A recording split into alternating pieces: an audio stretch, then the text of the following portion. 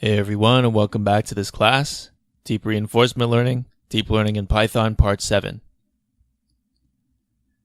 In this lecture, we are going to summarize everything we learned in this section. This section was all about introducing you to the OpenAI Gym and then getting you to build gradually more and more complex reinforcement learning agents using what you already know. First, we started by looking at the OpenAI Gym interface. We saw how we could grab any environment, look at its state space, look at its action space, and play any episode. We saw how we could save a video of our agent playing an episode. The first algorithm we looked at was random search for cartpole. Random search is easy to conceptualize because it doesn't require any complicated math. Instead, we just keep choosing random weight vectors until we find a setting that's good. Next, we looked at cartpole again, but using Q-learning with binned states. Using binned states allowed us to use the tabular method, which you're familiar with from the last course.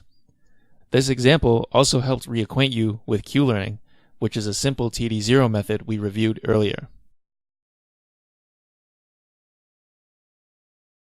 After that, I introduced you to RBF networks. RBF networks are historically interesting because they are related to both support vector machines and neural networks.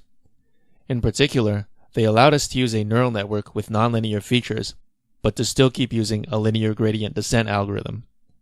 We saw that the other perspective of this model is that the RBFs are doing a feature expansion, and all we're doing is applying linear regression on top of that.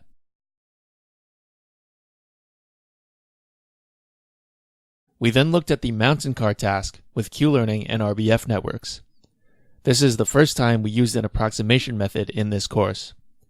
Doing this example allowed us to learn about some important implementation details, like choosing RBF exemplars, combining features, and other scikit-learn tools. We then applied Q-learning with RBF networks to the cartpole task. We saw that we had to make some modifications because cartpole's state space extends to infinity, and OpenAI Gym samples uniformly from this state space, without regard to the probability that you'd end up in any particular state. We know that these won't give us good exemplars for our RBFs.